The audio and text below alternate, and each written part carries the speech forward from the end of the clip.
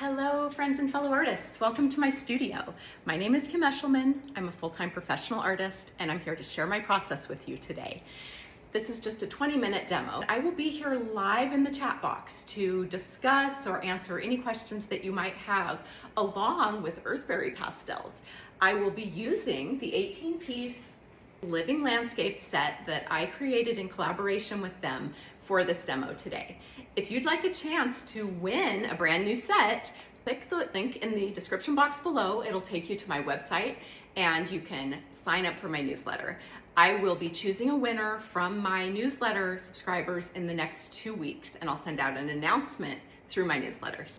Let's get started. So I've started by using a harder pastel, a new pastel, and I'm just blocking in my darks to start with. I'm going to be washing it down with alcohol.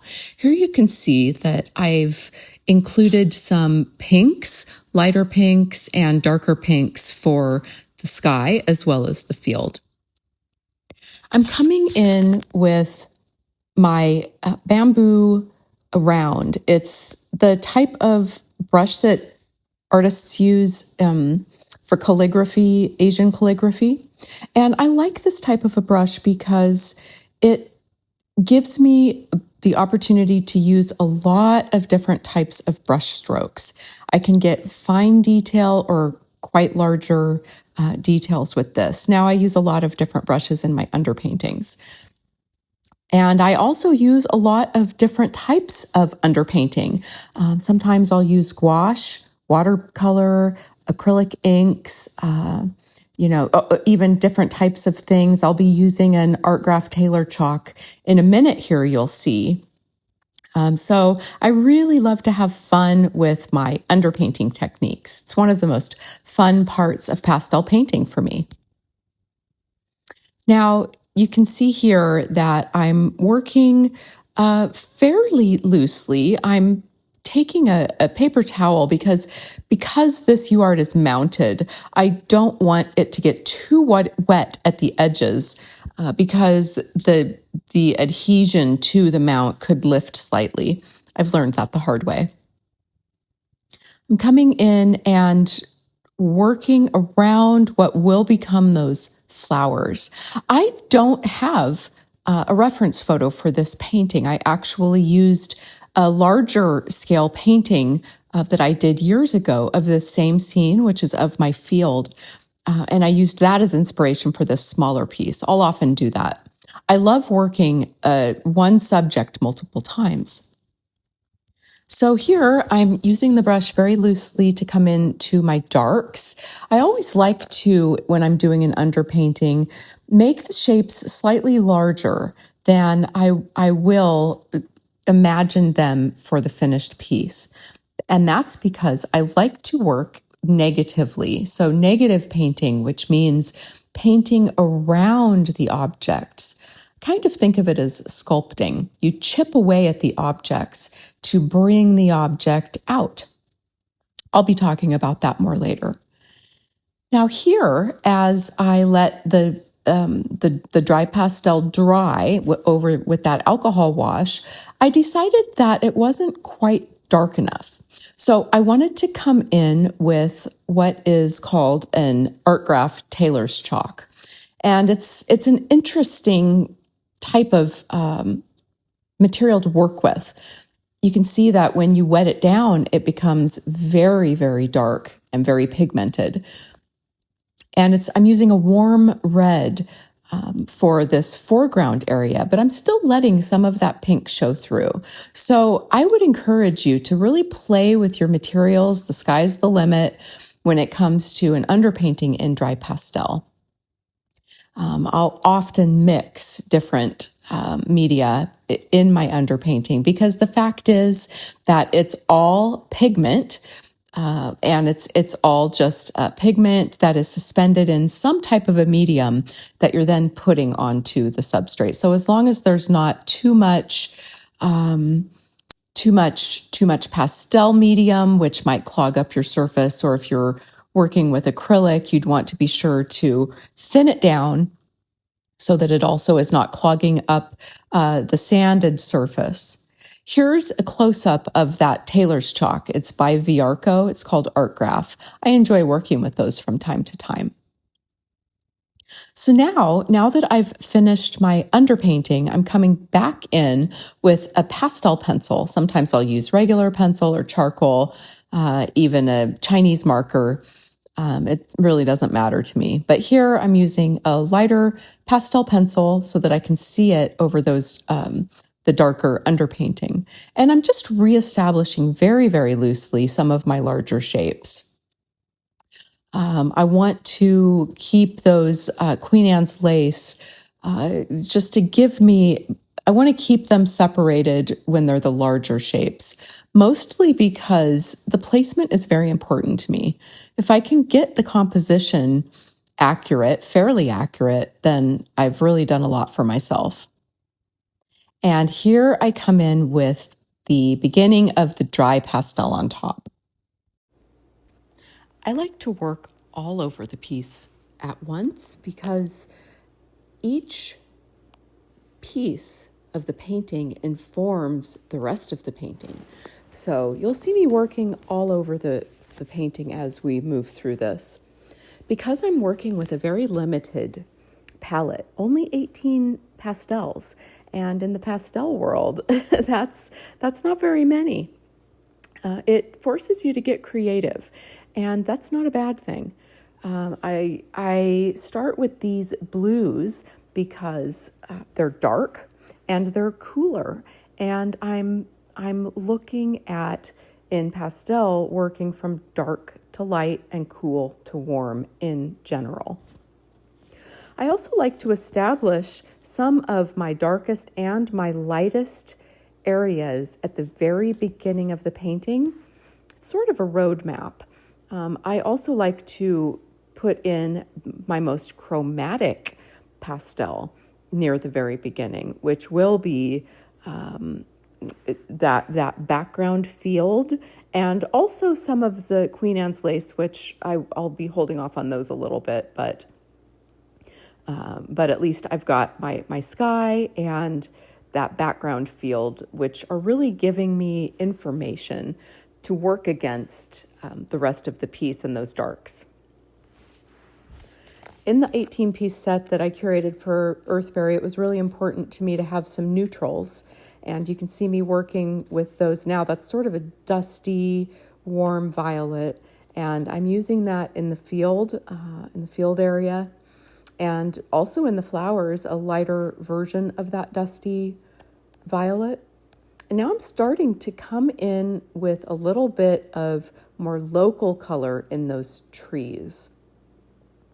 If you watch my mark making, you can see that I really like to tap. I'm not drawing, I'm tapping. I'm using my pastel on its sides, on the edge. One of the things that I feel is very important is that we constantly change up our marks. In a painting, differences are interesting.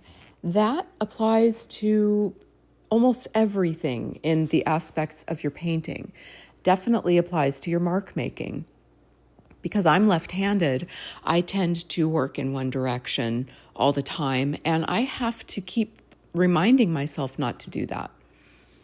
So here I am starting to bring in some of those lights. That's a very kind of a light grayish neutral, and it's cooler than the more yellow hues that I'll be putting on top of those flowers. There's light shining down and kind of creating a backlit scene on that star right there that I'm working on, which will be the focal area. And so I'm starting with that more grayish, cooler neutral, but I will definitely be adding some lighter peaches and yellows into the light hitting those Queen Anne's lace. One of the things that's important to me as a painter is to keep my painting very impressionistic. And one of the ways that I attempt to do that is what I would call the messy technique. And the messy technique means that when I lay down a mark, I try to do it quite organically, And then I do my best to not go back in and fiddle with it. Okay? Because it's more about getting the correct value, the correct temperature, and in the general area of where you want it to be, then getting the exact right shape. So, when you go in and fiddle, you also start to get really hard edges. And hard edges tend to make a piece look overworked and just not as organic. I love working the negative shapes around my trees. And if you've followed my work for a while, you know that I love painting trees, and I could spend a lot of time on them. For this little 8x6 study, however, and especially because I'm showing you this video in real time, I haven't sped it up at all. I have cut out some of the blank spaces where I stand back and look at it, or, stop and think for a minute. So I don't spend a whole lot of time on those negative shapes in the trees. Here you can see that I'm coming in with this neutral again, and I'm using it in the field. You can see, and you always want to think about whether you have a dominantly warm or cool light in your painting. And the dominant light in this painting is warm. There's sunlight. You can't see the sun in my painting, but it is over to the left, and it's behind and to the left, and it's going to be hitting some of those flowers and creating some beautiful backlighting on them. So I'm always thinking about the direction, but not only the direction of the light, but the temperature of the light. Because it's a blue sky day and there's a direct source of light, which means it's not a cloudy day. That means that there's a warm light. The sun is warm, and so it's creating this warm light hitting the subject. And so that means that I do want some cools, some dark cools in my shadows. However, when we think about light, it's bouncing all over the place, it's reflecting, and I think especially in pastel, for some reason, people tend to use a lot of really cold colors in their shadows, and I'm not sure why. But the fact is that there is a lot of warms in our shadow areas as well. And I don't remember what great artist said it, but a lot of the magic lies in the shadows. So always doing my best to keep those darks interesting with a mixture of warms and cools. As long as I stay in the value range and keep the value mass cohesive, then I can get away with some of those beautiful color shifts in that shadow area of the field. So layering is a big part of the process here. I'm using different pressures. I'll come in on the edge of the pastel, take advantage of those beautiful edges. I love the shape of these Earthberry Pastels because they have those edges, but they also have a beautiful broad side that I can use to very lightly scumble or glaze color over broader areas and allow some of the translucency. When you apply it lightly enough, you can allow some of those other colors to shine through underneath. And so I'm obviously using this sort of a raw sienna color mid-tone to create overall the overarching color of this field. Here I'm starting to come in with this beautiful kind of warm yellow.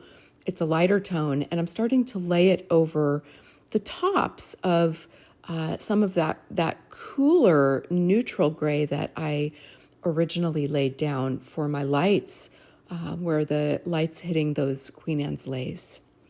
Because I want to build up from cool to warm. And because this is a warm lighting situation, that's how I want to work the piece.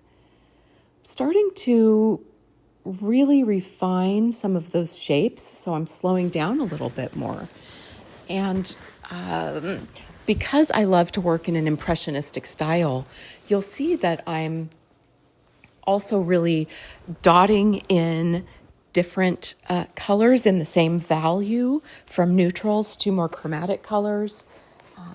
And here you can see that I've used a little bit of a lighter turquoise to create a little bit of a pop down at the lower area of the horizon in the sky, over to the left there, down into that V shape of the trees. And that will help lead the viewer a little bit because of that value and color shift up and around the painting. You can see that I almost use my hand like a conductor uses their hands as they're conducting the orchestra. And that's because I'm always thinking about the placement of my marks and how I can lead the viewer around the piece. Starting to now come into some of the tops of those dried grasses with some light, because the light's going to be hitting the tops of those grasses much more than down into those shadowed areas. So I've got some beautiful greens in this living landscape set. And here I'm coming in with the darker, cooler green, sort of as a mid-tone transition between the light and dark areas of the field. Starting to use some of the darkest and coolest pastel stick that I have in the set down into the base of that flower at the bottom. And continuing now with some even lighter colors. That's a peachy, very light peachy color, and I want to use it sparingly because here again I've got this almost chartreuse color, and I wanted to be sure to include that in this set because I use it a lot for accents. Also, if there's a lot of sunlight raking across a field. But in this particular painting, I'm using that chartreuse as more of an accent, and I'm placing those marks very deliberately in a way that leads the viewer again, because I don't want just random marks. I want it to be, I want them to help guide the eye. And I also don't want to use it too much, because the less we have of something, in this case that chartreuse, the more important it will be, right? So I'm using it in large part to negatively shape the tops of the grasses in the field, but at the same time create the horizon line there of where the field meets the trees. I'll be going over that area a few times. It's a bit of a layering process, especially when it's a field, when it comes to creating an organic look.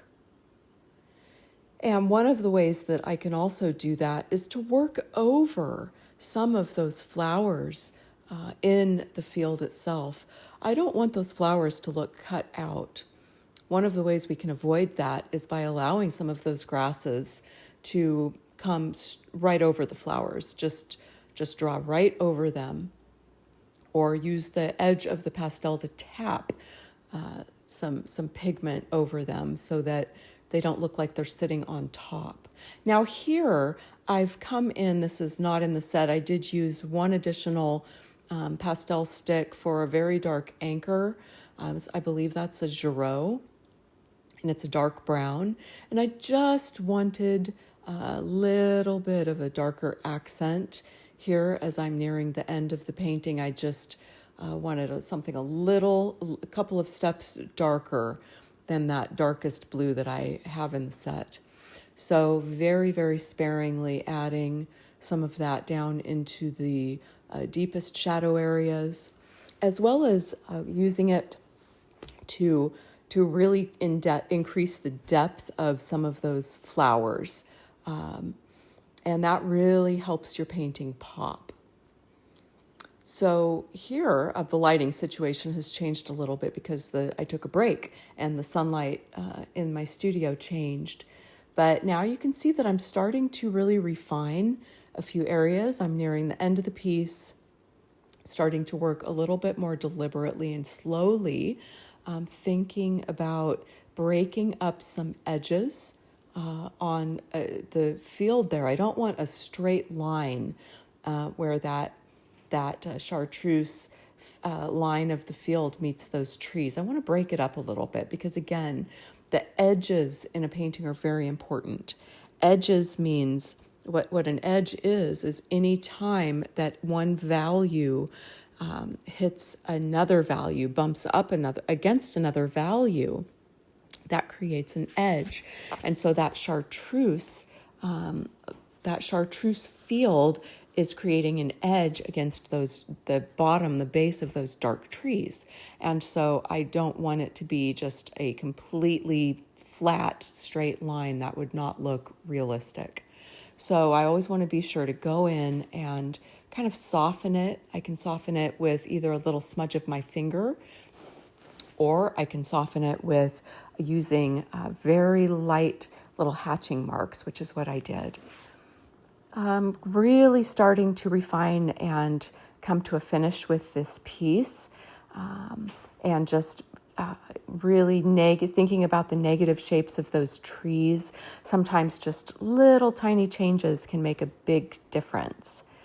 So I'm really glad you came along with me on this little painting journey. I had a lot of fun working with my newly curated Living Landscape pastel set with Earthberry. There's some really beautiful pastels. If you haven't tried them, I would highly encourage you to check them out. Here you can see I've got this beautiful kind of salmon color that I included in this set, and I am using it to create some warmth, a little bit of accent marks, coming in with a very, very bright chromatic green that I'm also using as some additional pops and highlights of color, gently scumbling some of that salmon. And here you can see the final piece. I really hope that you enjoyed coming along with me on this journey. Thank you for joining me. And don't forget to click the link below, subscribe to my newsletter, which will automatically enter you into the running for the free 18-piece Living Landscape set from Earthberry. Thanks again so much for joining me. Happy creating.